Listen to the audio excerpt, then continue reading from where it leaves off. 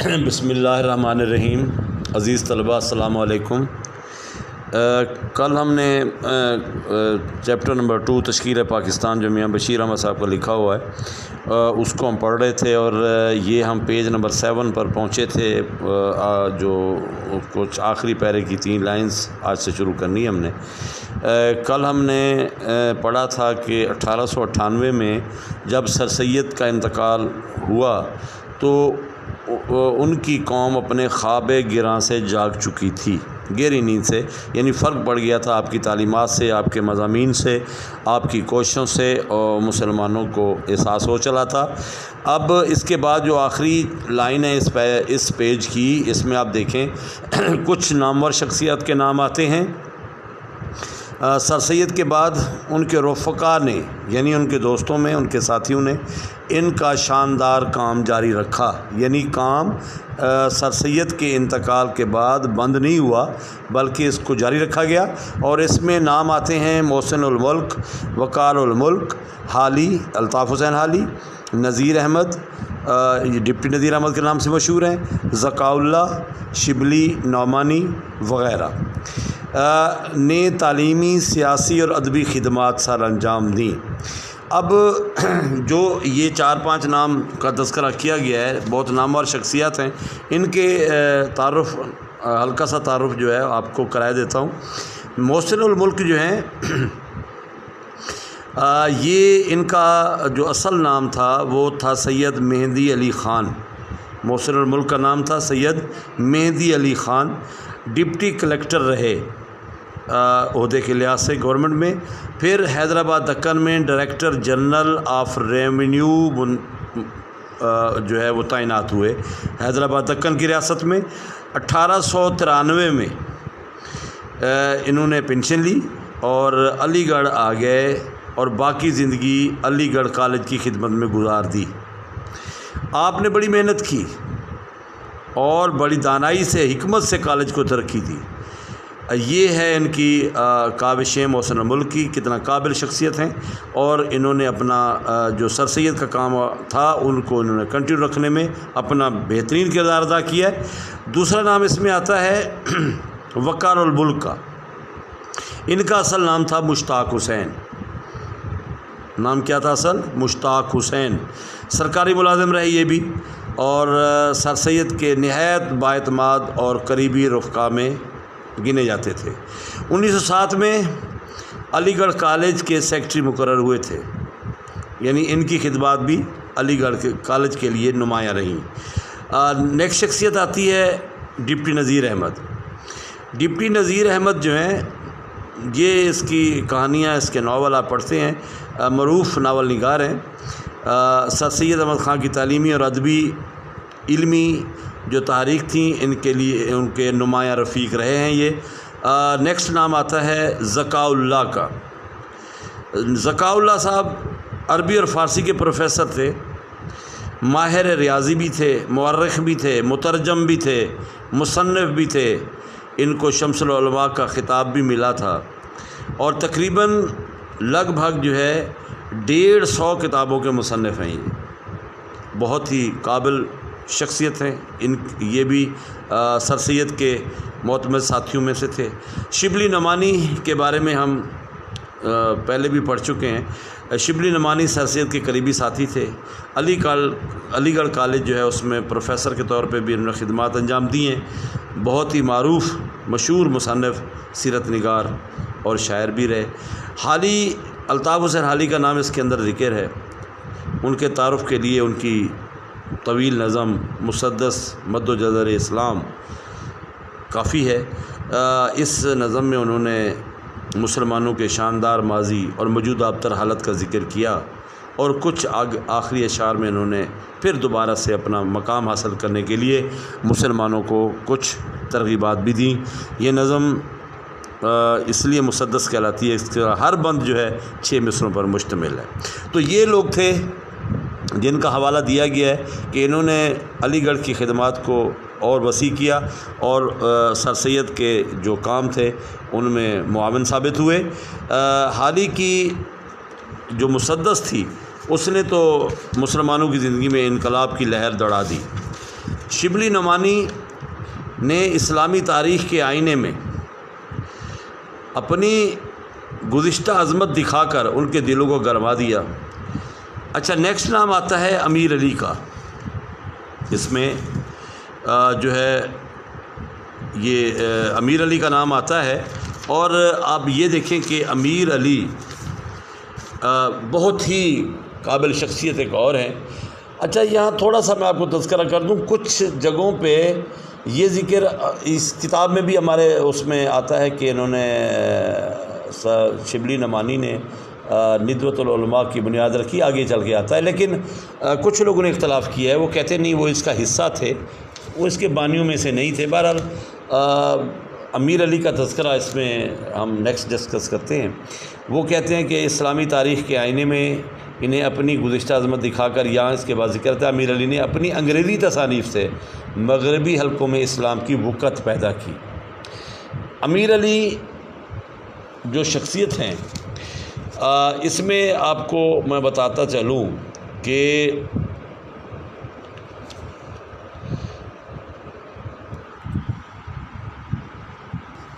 ہاں تو بچوں ہم بات کر رہے تھے اس کی جو اسلامی جو جنہوں نے اسلام کی خدمت کی، مسلمانوں کو جگانے کا کام کیا، ان میں ہم نے ذکر کیا ہے شبلی نعمانی کا، اور مختلف لوگوں کا اس کے ساتھ ذکر آتا ہے امیر علی کا۔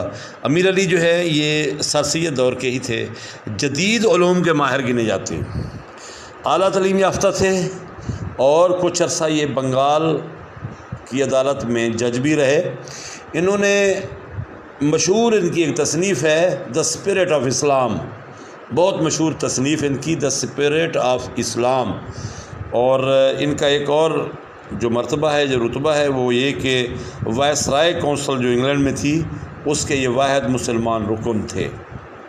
تو تذکرہ اس میں آتا ہے اس کا کہ امیر علی نے اپنی تصانیف جو انگریزی میں تھی اور مغربی حلقوں میں اسلام کی وقت پیدا کی، تو یہاں پر جدید علم الکلام کا حوالہ آتا ہے کہ اصل جدید علم و کلام جو ان کے کتاب کے حوالے سے ذکر ہے اس کے اندر، کہ وہ اصل میں جو جدید علم الکلام ہے، یہ علم کی ایک ایسی شاخ کو کہا جاتا ہے جس میں دلیلوں سے اور منطق سے مذہب کا ادراک کیا جاتا ہے، اور عقل اور مذہب میں مطابقت کی دلیلیں دی جاتی ہیں۔ یہ ان کا کارنامہ تھا، اس کا امیر علی کا اپنی انگریزی تصانیف سے لوگوں کو باور کروایا، اسلام کی وقت پیدا کی۔ علی گڑھ تحریک کی وجہ سے اگلے پیرے میں آتا ہے قوم میں کئی اور تحریکات شروع ہو گئیں۔ تحریک کی جمع یعنی کئی تحریکیں شروع ہوئیں، اختلاف ضرور رونما ہوئے لوگوں میں، یہ اختلاف شروع سے چلا آ رہا ہے، ہر کسی کے نظریات اپنے ہوتے ہیں، لیکن ایک حد تک یہ نئی زندگی کا نشان تھے۔ لکھتا ہے مصنف کہ سر سید امیر علی اور دیگر بزرگوں نے اسلام کو مغربی علوم سے اس طرح جا ملایا تھا کہ اسے ایک ترقی یافتہ مذہب ثابت کیا۔ یہ بھی کارنامہ ہے۔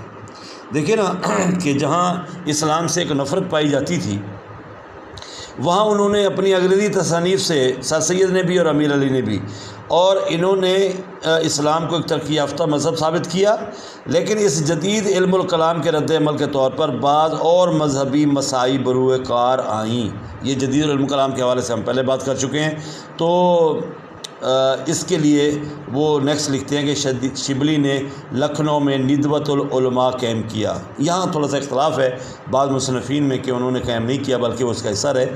بہرحال دیوبند میں علماء نے قدیم طرز کی دستگاہ بنا کر ملک میں قدیم اور اسلامی علوم کے چراغ روشن کیے، یہ علی گڑھ کی تحریک کا نتیجہ تھے۔ ان مسائل کا یعنی ان کوششوں کا نتیجہ یہ ہوا کہ مذہب سے بیگانگی بہت حد تک کم ہو گئی۔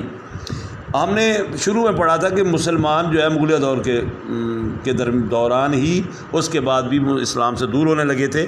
اب یہاں ان تمام لوگوں کی کاوشوں سے یہ فائدہ ہوا کہ لوگ مذہب سے بیگانگی کم ہو گئے تھے اور مغرب کی ذہنی غلامی سے نجات مل چکی تھی، لیکن ساتھ ہی ایک ایسی فضا پیدا ہو گئی کہ جس میں اپنی ہر چیز اچھی اور دوسروں کی ہر چیز بری نظر آنے لگی۔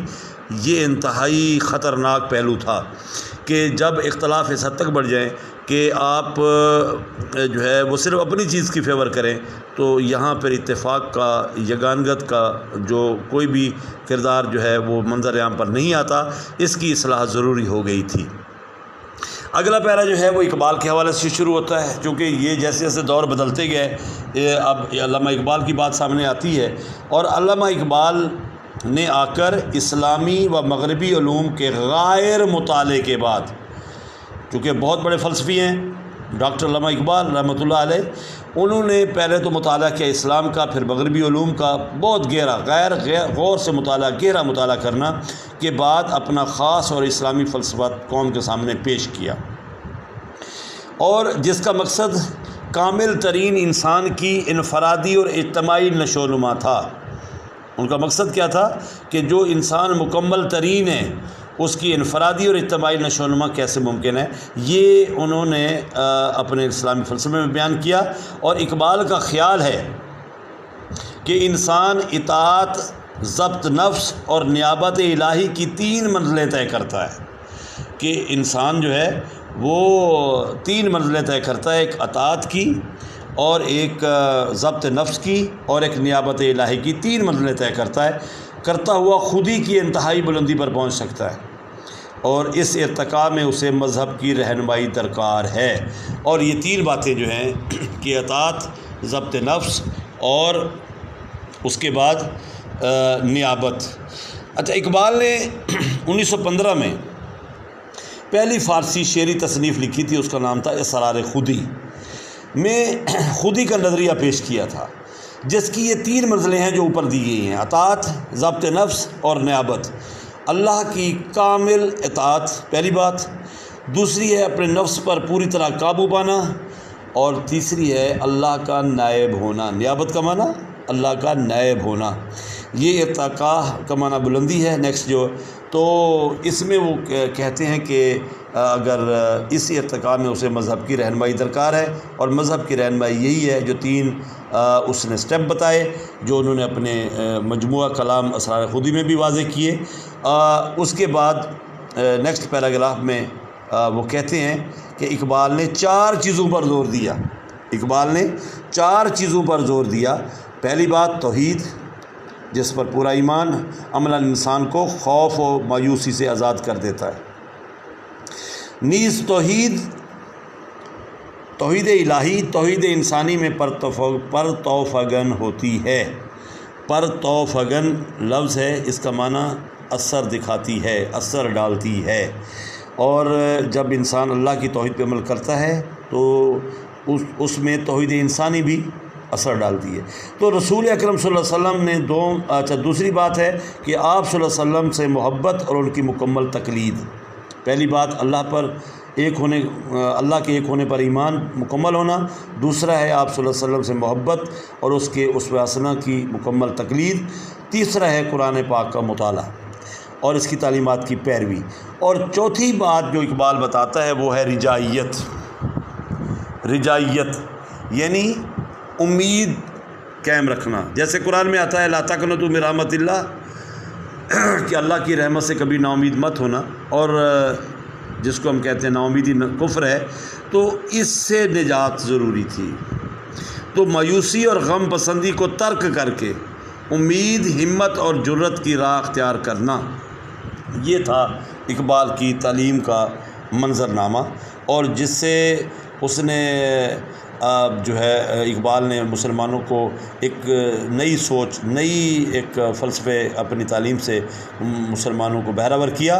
اور یہ آپ دیکھیں نیکسٹ ہمارا جو اقبال نے کے اشعار درج ہیں، اور یہ اشعار کچھ یوں ہیں اقبال کے کہ ہر لحظہ ہے مومن کی نئی شان، نئی آن، گفتار میں کردار میں اللہ کی برہان، قہاری و غفاری و قدوسی و جبروت، یہ 4 عناصر ہوں تو بنتا ہے مسلمان، جس سے جگر لالہ میں ٹھنڈک ہو وہ شبنم، دریاؤں کے دل جس سے دہل جائیں وہ طوفان۔ اب یہ نظم جو ہے یہ اشعار اقبال کے، یہ 3 اشعار جو اس میں دیے گئے ہیں، یہ اقبال کے مجموعہ کلام ضرب کلیم کی نظم مرد مسلمان سے لیے گئے۔ دوبارہ سن لیں کہ یہ 3 اشعار اقبال کے مجموعہ کلام ضرب کلیم میں موجود نظم مرد مسلمان سے لیے گئے ہیں۔ اس نظم میں مرد مسلمان کی صفات اقبال نے بتائی ہیں۔ پہلے شعر میں اقبال یہ کہتا ہے کہ مرد مومن کی آن بان اور شان و شوکت ہر لحظہ نہیں ہوتی ہے، ہر لحظہ نہیں ہوتی ہے، اور دنیا بھر سے نرالی ہوتی ہے، اور اپنی بات چیت، عمل، کردار اور اپنے انداز و اطوار میں اللہ کا نشان ہوتا ہے۔